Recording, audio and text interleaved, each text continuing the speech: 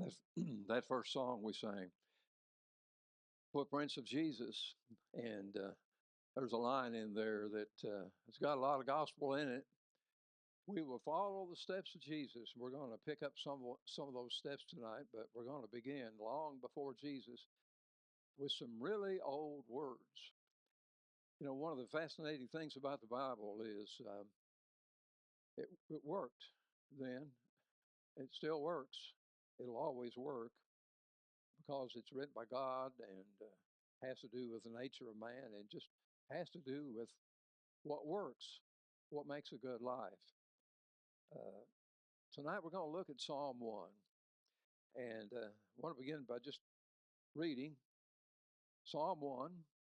Blessed is the man who walks not in the counsel of the wicked, nor stands in the way of sinners, nor sits in the seat of scoffers.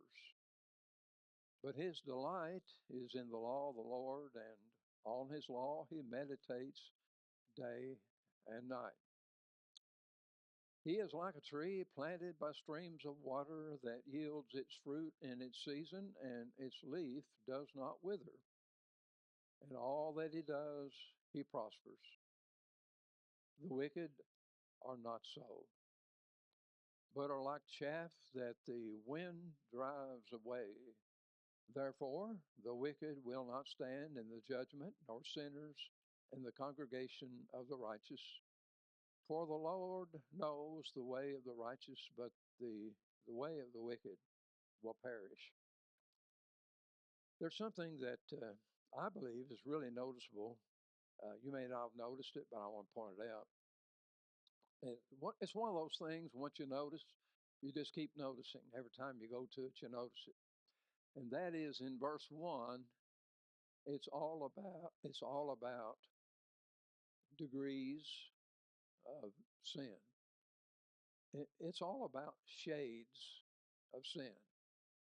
Uh, by the way, uh, wasn't there a movie several years ago about shades, 50 Shades, or so many shades? How many shades was it? I don't remember, but I don't see any nods at all. I don't know why, but it was not the kind of movie you would want to recommend. But it was about shades, and the psalmist here, he talks about shades, and Jesus does. He talks about shades of sin. So let's just talk about this first verse a little bit here. In this particular reading, it's ESV. Blessed is the man who walks not in the counsel of the wicked. That's number one. Nor stands in the way of sinners. That's number two. Nor three, nor sits in the seat of the scoffers. Maybe I can say this another way. This verse is about progression. It's how sin progresses. The idea of sin progresses. It it has a way of growing on you if you don't arrest it. So, blessed is a man who does not walk. He doesn't walk in the counsel of the wicked. The translation I grew up on said the counsel of the ungodly. He doesn't walk in the counsel of the wicked or the counsel of the ungodly. He doesn't stand in the way of sinners. He doesn't sit in the seat of the scoffers. Do you see some progression there? Well, very definitely, the last class of people, the scoffers, they got to be the worst. You know. Now, what's the difference between the ungodly and the wicked? I'm not so sure, and really, I didn't work very hard at that to try to figure that out because we're going to wind up at the same place anyway. The very worst person that you could associate with, and well, the one you definitely want to avoid is the scoffer. He's the one that ridicules things that are sacred. If you regard God as holy and his name is holy, he's going to do everything he can to scoff at that and ridicule that. So, how are you going to benefit by being around him? And so, the writer here he says, you're not going to sit in the seat of the scoffer. But notice also there's a progression, and this gets into this thing about degrees, or what's the other word? Shades. You don't want to walk. Be careful walking in the counsel of the wicked, in the counsel of the ungodly, or standing in the way of sinners, or sitting. A big difference in those three activities. You know, let me just illustrate it. Suppose you just imagine you can come up with your own. I'm not going to provide this for you, but it's like here's a blank. You're going to fill the blank in. Just suppose there's some place that you know you really don't belong there, but you're curious. You are curious about it. You know it's better that you not go in there and participate, but you're curious, so you walk by. So there's a walk. You walk by. Well, you're still really curious, so you walk by slower. Hey, you walk by really slow. And, kind of crank your head and see what you can see, hear what you can hear. Then you get to the point, well, you're just going to go and stand there a little bit at the door. So you see the difference. You're walking and then stand. And finally, you just give up and curiosity gets the best of you. You go in and you sit. So I don't think there's any doubt here that this writer is talking to us about a problem we deal with in our human nature. Curiosity, we battle it. And if there's an area that you know is wrong, or it's going to be detrimental to you, it's not going to be pleasing to God, it's not going to help you in building your character and building a good life and all that,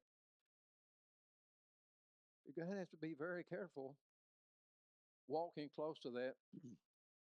Maybe this is another illustration that'll help. Family member was dating this guy, and he just told her, he said, I live close to the edge, like he was proud of it. And that didn't really attract her to him. It was like big red flag. So here's this thing going on right here. Here's the problem of getting too close to the edge, isn't it? He said, I like to live close to the edge. I'm comfortable with that. So the writer said, blessed is the person who does not walk in the counsel of the ungodly or the wicked, who does not stand in the way of sinners, who does not sit in the seat of the scornful. Last Sunday night, by the way, talked about the thief on the cross that repented, I believe genuinely repented, but the other one, he was a scoffer.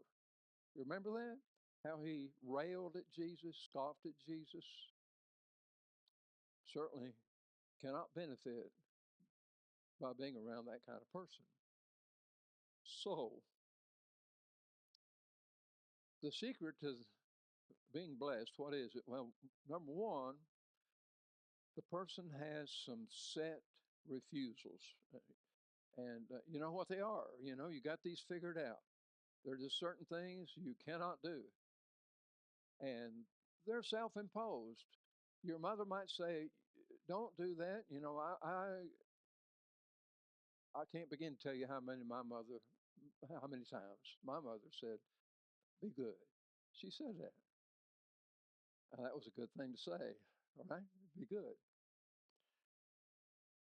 So, regardless of how many times parents will tell us be good and don't do this and be sure and do that, it comes down to it's going to have to be self imposed. We all know that. And so the good man is the one who has imposed upon himself these things that he will not do. He will not walk in the counsel. It's not just that he's not going to associate with ungodly or wicked people, but he's not going to walk in their counsel. That's the big thing, isn't it? He's not going to walk according to what they think. They're not. He's not going to let their mindset affect him, their worldview, their philosophy, all that stuff. And but reading on, there's more to it than just certain refusals. Reading on verse 2, it says, "But his delight." Also, now we're going to go to the other side of this person. There is something that turns him on. There is something he really likes. He really gets into this. And it says, he delights in the law of the Lord. And on his law he meditates day and night. And I've read that different times, and I kind of did what you may be doing. I said, impossible. But it's not, because the writer did not say do it 24/7. He didn't say do it all day, did he? He didn't say do it all night. So you don't have to do it all day. You don't. You can't. Can you? You can't. I can't. You can't do it all day and all night. But every day I have time. I definitely have time where I can meditate, and it's definitely a key, isn't it? It's a key. The person who is blessed, and might talk about that a little bit. He lives a life that's just really agreeable with him. It's a good life. He's blessed. He knows he's uh, okay with God, and there's no doubt about it. So he's blessed. Along in there comes happy, but blessed is deeper than happy, isn't it? Because blessed, happy depends on circumstances so many times, and blessed does not. Circumstance can throw you all over the place and throw you for a loop. But if you're blessed and you're dealing on that plane, then you can continue to be blessed when your circumstances change. But his delight is in the law of the Lord, and all his law he meditates day and night. Now, what what do you do with this? Where do you take this? Well, do you like to read? Do you read? Do you do something besides play video games and watch TV and play sports? Uh, you like to read? I think reading is so good, and it's so healthy, it's so beneficial. And one of the best things that we can read is a book about the Bible, books about the Bible, but that's not nearly it. That's not even close. There's nothing like reading the Bible. And so, what I recommend is, regardless of your age, sit down with a Bible on your lap, and find a rocking chair, because you're going there anyway, right? That's where you're going. That's where you're going. You're going to end up there. But find a rocking chair, because it'll make you more comfortable, and put the Bible on your lap and read slowly. We're kind of doing that in this lesson, aren't we? We're just going slow and working with it. Read, but he didn't say read, he said meditate. And so that's where our thoughts are working with God's thoughts. That's where we're really working to internalize it. We're working to make it personal. We're comparing ourselves with what it says, and we're doing on ourselves. We're doing a checkup. We all do that Every time I try to preach a lesson, I look back and I say, "Oh, I could have done this so much better and this different." And you do that stuff too, but you do yourself a checkup. How did I do with what God says here? How do I score? How can I improve? How can I do better? So on His law, he meditates day and night. A while ago, I said, "Where are we going to take this?" Let me take this to a passage in Psalm 19. Listen to this beautiful, eloquent, majestic language. I tell you, it just doesn't get any better than the way the Bible says it. Psalm 19 and verse 7. The law of the Lord is perfect, reviving the soul. The testimony of the Lord is sure, making wise the simple. The precepts of the Lord are right, rejoicing the heart. The commandment of the Lord is pure, enlightening the eyes. The fear of the Lord is clean, enduring forever. The rules of the Lord are true and righteous altogether. More to be desired are they than gold, even much fine gold. Sweeter also than honey and the drippings of the honeycomb.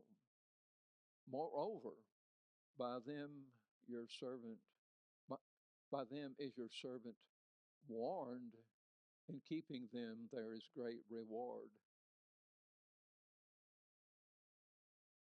Put that one on your lap. Meditate on that one. It'll do us all good. But at the outset of my lesson tonight, I talked about picking up some of the footsteps of Jesus. There are a lot of people, there's some people at least, that believe that when Jesus preached the Sermon on the Mount, he went back and based it on Psalm 1. Because in the Sermon on the Mount, Jesus talked about the character of people in the kingdom. He talked about their influence. He talked about their uh, behavior, their conduct. And he talked about their destiny. Jesus did all of that in the Sermon on the Mount. So, what he did, if there is a connection, is he took something that's like a sketch in Psalm 1 and he filled it in perfectly. No one ever taught like Jesus. He's the perfect moral teacher. He changed the world more than anyone. And I'll tell you, never outgrow the need to see what he says, hear what he says, meditate on it. So, Jesus, he talks about the character of those in the kingdom. Just like the psalmist said, "Blessed is the man that does not walk in the counsel of the ungodly, or stand in the way of sinners, or sit in the seat of the scornful." Jesus said, "Blessed are the poor in spirit. Blessed are those that mourn. Blessed are the meek. Blessed are those who hunger and thirst after righteousness. Blessed are the merciful, the pure in heart, the peacemakers, those who suffer for righteousness' sake." He does all of that and he explains why they're blessed. Theirs is the kingdom of heaven. They'll be comforted. They'll be filled. They'll receive mercy. They'll see God. All these blessings that they'll receive. And then he says, here's the influence. You are the salt of the earth. You are the light of the world. He's telling his disciples. And of course, it involves following him, doesn't it? This is Matthew 5, where Jesus is doing this. Here are the footsteps of Jesus. We will follow. We will follow the footsteps of Jesus wherever they go. So you're the salt of the earth and you're the light of the world. And then the conduct. Jesus definitely, he talked about shades of sin. You can't claim, he said, you can't claim to be guiltless when it comes to adultery and then looking at a woman purposely to have lust for her. You've committed adultery in your heart. You can't claim to be free from murder and hate your brother and speak spitefully to him. You can't do that. He talked about being careful with our words. Be very careful. Everywhere we go, we hear cursing, all kinds of cursing. But Jesus said, let your yes be yes and your no be no. He even said, whatever is more than this comes from evil. Jesus is the moral teacher of all moral teachers. So, and then he talks about destiny, doesn't he? This psalm talks about two ways. It does. We haven't got the second way yet. We're going to read it here in just a moment and close out the lesson. But Jesus talks about the two ways. There's a wide gate and there's a narrow gate. Remember that? One leads to destruction. Many go in there. Be careful, he said, be careful to enter in at the narrow gate. And then he said there's two builders. One builds on the sand, and one builds on the rock. Two destinies. Jesus talks about two destinies. So Jesus takes this very important point and develops it completely. But going back to Psalm 1, said, this man, this blessed, he is like a tree planted by streams of water that yields its fruit in its season, and its leaf does not wither. In all that he does, he prospers. You talk about a good life. If a person does what the psalmist says and does what Jesus says, he's going to be and she's going to be likely going to be one of those people that has children who honor them and respect them and love them and love the Lord, and grandchildren who do that. And that is the blessed life, isn't it? That's the blessed life. So he said he's like a tree. Here he is. You can see him. He didn't use the kind of language I did, but we can see it. He's like a tree planted by streams of water that yields its fruit in its season. His leaf does not wither, and all that he does, he prospers. The wicked are not so. You could stop right there and you could say, I get the picture. I understand. I get the picture. Because what has just now been described as what works, and we can not take this seriously. We can just say, well, I'm going to play around with it, and I'm going to dabble in it, and I'm going to just get close to the edge and fool around with it and all that. Or we can just take God at his word. But now he does start to paint the opposite side. It's like, I've finished with this side of the canvas, I'm going to flip it over. And he says, the wicked are not so, but are like the chaff that the wind drives away. Remember John the Baptist, he talked about Jesus is going to come and he's going to gather his wheat into the barn, and the chaff he'll burn up with unquenchable fire. The wicked are like chaff that the wind drives away. You ever seen them thrash corn or thresh corn? The threshing of corn, the threshing of wheat separates the grain so that you have the grain and the rest is chaff. The wicked are like chaff. Therefore, the wicked will not stand in the judgment, nor sinners in the congregation of the righteous. For the Lord knows the way of the righteous, but the way of the wicked will perish. I don't want to talk about that person. I read about it. I have great joy in talking about the first one because that's where we all want to be. I don't want to be there. I don't want to be in a position where I don't stand in the judgment. Wicked will not stand in the judgment, nor in the congregation of the righteous.